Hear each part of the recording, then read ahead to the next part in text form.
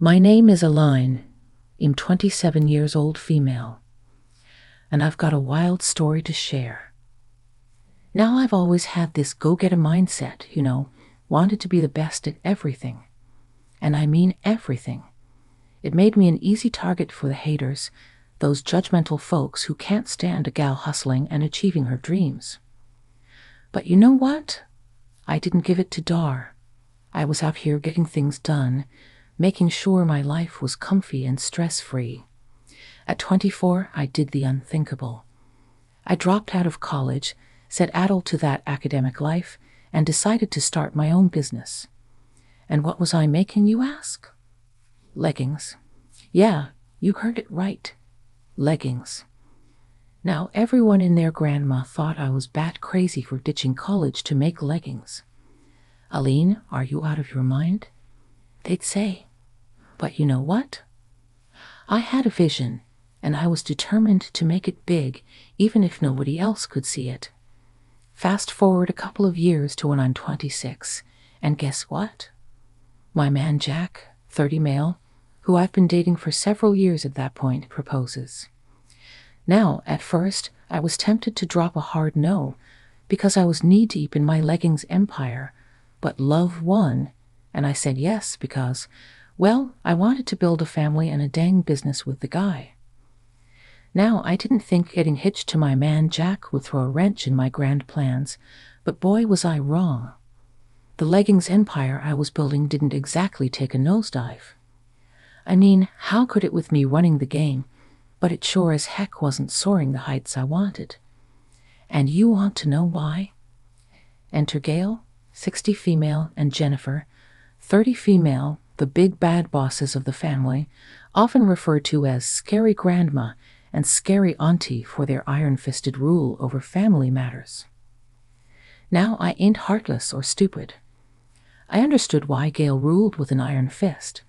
I mean, raising twins on her own, after Jack's sorry excuse for a father-abandoned ship, must have been really rough on her. And that tough-as-nails parenting style of hers? Yeah, it rubbed off on Jennifer, too. They ran the show with a heavy hand because of their poor coping mechanisms. I was studying psychology before I dropped out, so I know a thing or two about this stuff. Surprisingly, Jack wasn't a mirror image of his mother and sister. The dude wasn't a raging B-word like the other two, but hey, I wasn't about to question it. Sometimes you just roll with the punches and be grateful. As the wedding preparations kicked into gear, I got a front row seat to the control freak show that was Jennifer and Gail. I knew it was bad, but this was the first time I had to constantly witness it, and it was a lot. Now, like I said, I get it.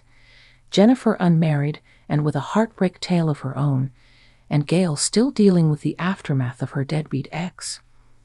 I get it. Life's thrown them some curveballs.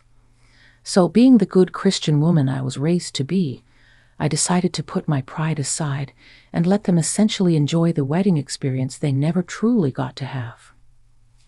I thought that they could help me with my choices, but I guess that's the part where I messed up.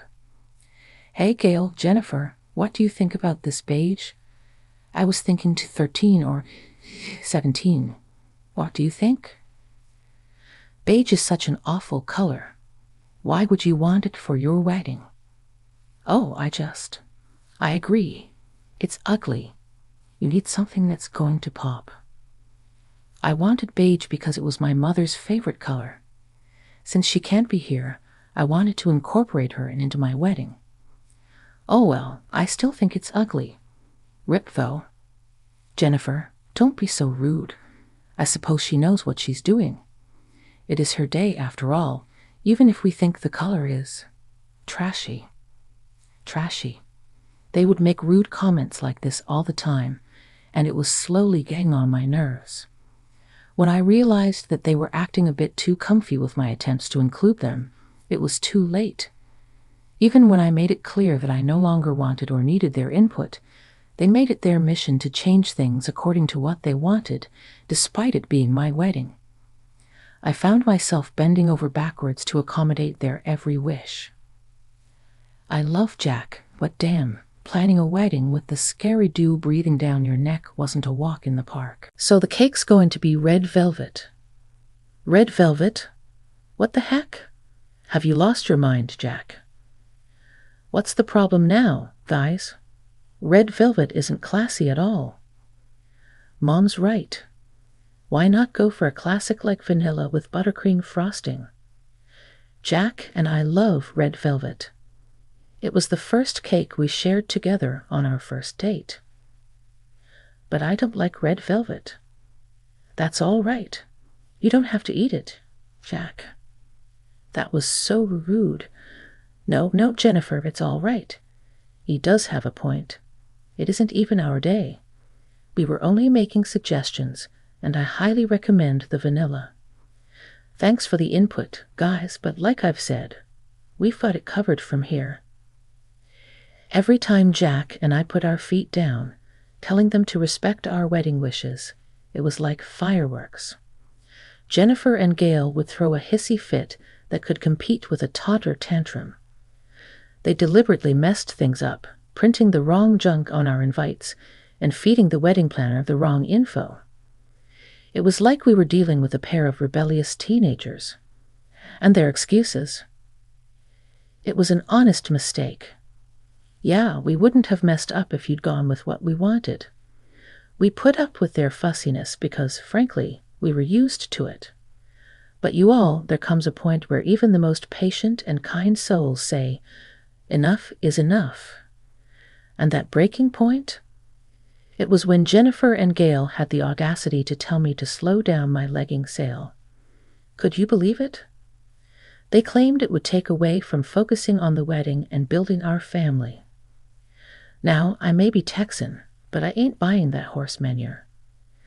I told them to take a hike and kept focusing on my sales. But oh boy, that's when things went from bad to downright crazy. My leggings website suddenly and mysteriously got flooded with spam and hate from different accounts, saying the nastiest things about my business. You can say a lot of crap about me. You could even spit in my face. But when it comes to my business, I promise you cannot talk about my business and the things I work hard on. I take pride in my work, and nobody can fault me for my quality. Now here's the kicker. Jennifer and Gail seemed a little too happy about it. Yeah, you heard that right. Their faces practically lit up like a Christmas tree when I told them about the decline in sales. I don't understand why this would happen. Who would do such an awful thing? Honestly, maybe this is a good thing. Why would you say that? She doesn't mean anything by it. Yeah, I just mean that this can be seen as a good thing because you now have time for the wedding. But I don't want my business to go under. I don't think that's going to happen. You're just going to take a small break, that's all. Something about their lack of concern set off alarm bells in my head.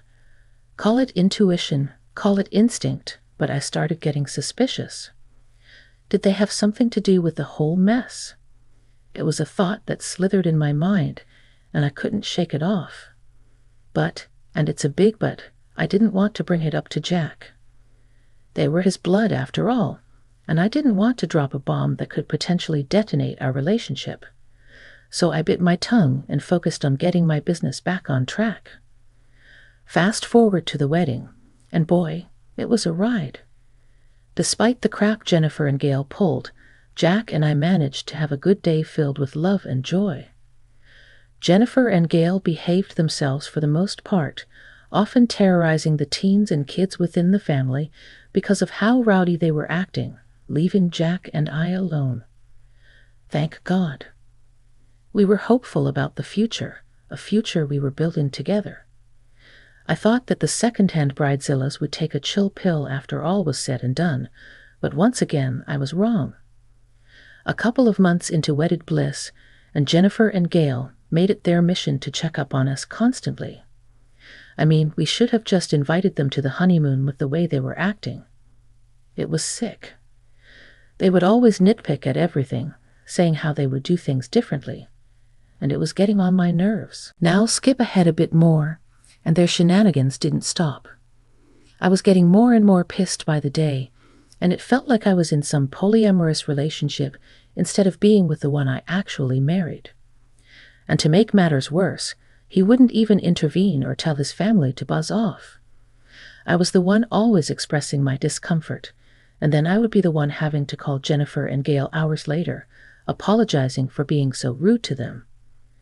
I was done, and I decided that I would talk to my dear old husband about everything. So I finally spilled the beans to Jack about my suspicions regarding Jennifer and Gail having a hand in the downfall of my business before the wedding. Let me tell you, Jack wasn't pleased. We got into an argument that shook the foundation of our relationship, and we had just gotten married. What the hell are you saying, Aline? Look, even you have to admit that this is crazy. How could the hate come out of nowhere? I should be flattered that you'd think they'd be smart enough to do that, but my mom doesn't even know how to use Google, and Jennifer has better things to do. If I'm wrong, I'm wrong, but this isn't coming from nowhere, and you know it. Could you blame me? I know you have your suspicions, but this is taking things too far, babe. Maybe I wouldn't have suspicions if you helped me. You just watch your mother and sister come and mess around with our place. This is our home, Jack. You're supposed to lead. You're supposed to be in control of this. I am leading. Oh yeah? Then why is it that I'm the only one standing up for us, for our home, for our lifestyle, for our everything? You know how they are. Talking to them is like talking to a brick wall. I gave up years ago. Look, I get it, but you're the only one who can get through to them. They'll listen to you, Aline. Just drop it. Okay. I'm sick of arguing about this crap. After Jack and I had that argument, our relationship went sour like milk left out in the sun for too long. I tried everything to patch things up, apologizing a dozen times, and even said I was in the wrong for accusing his mom and sister of messing with my business and asking for things to go back to normal. But Jack, he was giving me the cold shoulder like I killed his puppy. Then one day I put my foot down, told him to grow up or sign the divorce papers, 'cause I wasn't about to put up with this stupid silent treatment nonsense. It was like talking to a brick wall until Jack looked scared, like really scared. Turns out he had a reason for acting all distant. He dropped the bomb on me. He got the boot at work due to some budget cuts, and get this, he didn't even bother telling me. What? When did this happen? Last month. And exactly when were you planning on telling me? Soon. Unbelievable. Are you kidding me right now? I was furious. I asked why the heck he didn't come to me with that info, and Jack's excuse, brace yourself, he thought we were still fighting, and he didn't feel like talking to me. Well, that set me off. I told him I'd been over the fight ages ago and even tried to reconcile, and he knew it. But he was the one playing hard to get. And what about rent? How are we going to cover it next month, babe? Don't worry, you can cover me in the meantime, just until I get back on my feet, and I'll pay you back. I can't believe this crap. I'm not going to lie. Paying rent on my own for the foreseeable future pissed me off. This was not part of the plan. And Jack, let me tell you, his attitude did not sit well with me. I was downright turned off by the whole family dynamic. At that point, I started regretting marrying into this toxic circus.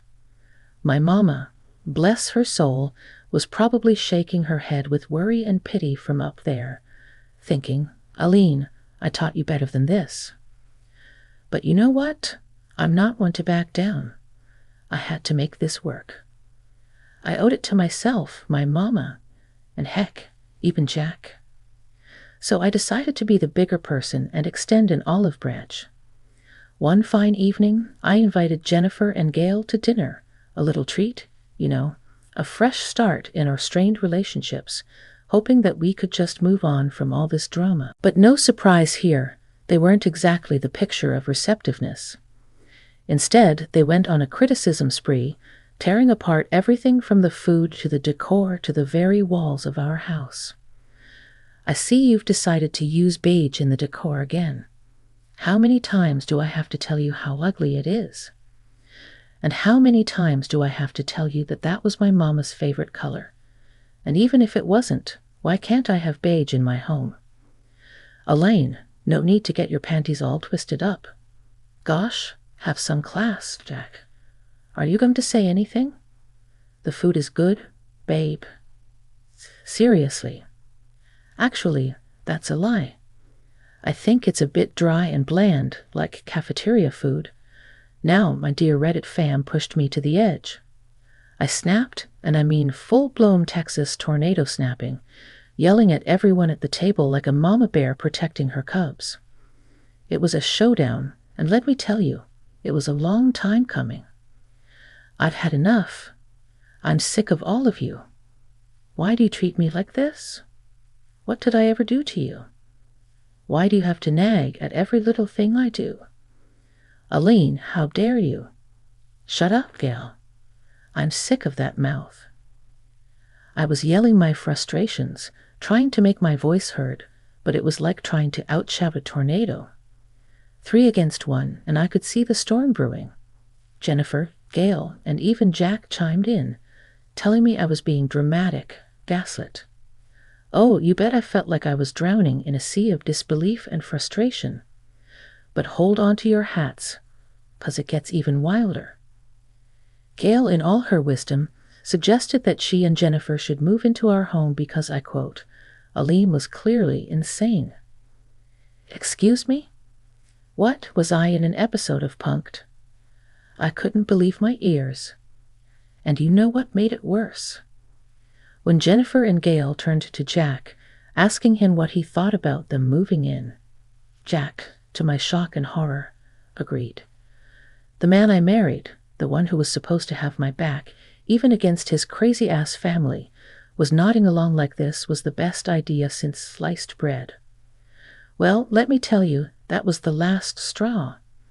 I stormed upstairs, locked Jack out of the bedroom, and made him sleep on the couch that night. I wanted to sleep as fast as possible so that I could wake up from that nightmare the morning after I locked Jack out. I woke up to the sound of chaos downstairs. Movers were shifting furniture, and Jennifer and Gail were rearranging the whole darn house like it was an episode of House Hunters. I marched downstairs ready to unleash another round of fury. I was about to show them how we do it in Texas, but Gail shut me down real quick. It's like she was prepared for all of this. She tells me to shut up and accept that this is their home now. Excuse me. Me, Jack, and I busted our asses to get this place. I had been paying rent on my own for the past 12 months, and now all of a sudden it's some weird episode of home invasion.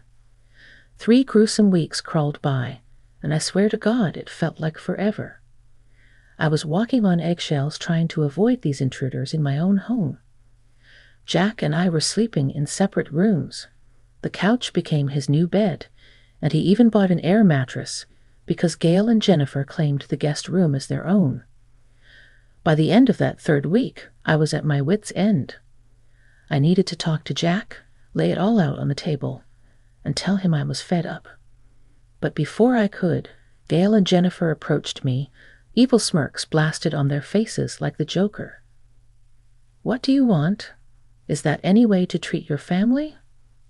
You two are far from family with the way you've been treating me. Enough with the drama. We're here to tell you something important. We're kicking you out of the house. Excuse me? You heard my moral line. Get out of here. We don't need you anymore. You're such a buzzkill. Your mood is upsetting the fun way of this house. I'll fund the both of you if you don't get the heck out of my house. What the hell? We've already talked to Jack, and he's on board. Oh, is he now? Like it was his cue, Jack, looking as sheepish as a dog caught in the trash, stepped out of the kitchen, hearing everything that went down. I grilled him on whether this madness was true, that they wanted to kick me out of my own house. Jack mumbled like a kid who got caught with his hand in the cookie jar, gave some feeble excuses, which I can't even be bothered to tell you all here, because it was all BS. At that moment, I thought Jack was a complete idiot. After all, I was the one paying the rent. How was he going to manage without me? And that's when it clicked. He wasn't going to manage without me. I realized at that moment that Jack hadn't told his mom and sister about losing his job. That's what Jennifer meant when she said they didn't need me anymore. Maybe they thought Jack was able to handle the finances on his own. Little did they know. But why would he go along with this stupid plan of kicking me out? Surely he didn't think I'd continue paying. I didn't know what he was thinking, blindly obeying his idiot mother and sister like that. But he was going to be in for a doozy. Hello, are you even listening? She's too stunned to speak. How pathetic. I kept quiet and started quietly packing some things of mine. And oh boy, the smug comments and laughter from Jennifer and Gail were as irritating as a mosquito in a Texas summer. But I bit my tongue. I kept my mouth shut because revenge is a dish served best cold. Before walking out that front door, I dropped a bomb on them. I reminded Jennifer and Gail about the rent, which was $7,500 a month. They scoffed, saying Jack would cover it. But here's where the mic drop moment happened. I revealed that Jack had been fired a couple of months ago, couldn't pay rent, and it was yours truly covering the bill. The looks on their faces, priceless. What? What do you mean, Jack? What the hell is she talking about? Answer us. Is this true? Yes, it's true. Okay, I lost my job. But since you're all so comfortable with me leaving, I'm sure that means that you have the means to pay for this place. Jennifer and Gail were now begging me to stay, a complete 180 from their snarky and nasty attitudes from earlier, claiming they had no clue. I was not only the breadwinner, but the sole earner. Jennifer even said she admired me for putting up with her stupid brother. But I just looked at them, shook my head, and called them pathetic. At that moment, I declared I was done with this circus called marriage and said I would send some divorce papers flying into Jack's email as I made my exit. Jennifer begged me to stay, and Gail went full-on yelling mode at Jack, demanding to know why. Why did he lie about having all that money? I'm guessing he lied about having money for some reason. Maybe that's when the women got the crazy idea to kick me out since they thought they had it made in the shade. Now, idiots, all of them. The whole scene was embarrassing, to be honest. I couldn't believe I had stooped this low. But revenge tasted sweeter than sweet tea. True to my word, I left, and I didn't pay the rent that was due soon. Jennifer, Gail, and Jack blew up my phone for the next couple of days, begging me to come back and pay rent, at least for that month only, and then they'd figure out the rest. Could you imagine the nerve? All I said was, "Tell Jack to sign the divorce papers, 'cause I want nothing to do with you all." Since they couldn't pay the rent, they got kicked out of the house and left stranded and homeless for a while. As for what they're up to now, I have no clue, and honestly, I don't care. But one thing's for sure. I'll always remember the look of horror on Jennifer and Gail's faces when they realized they got played by me. Remember, folks, karma is only a P if you are.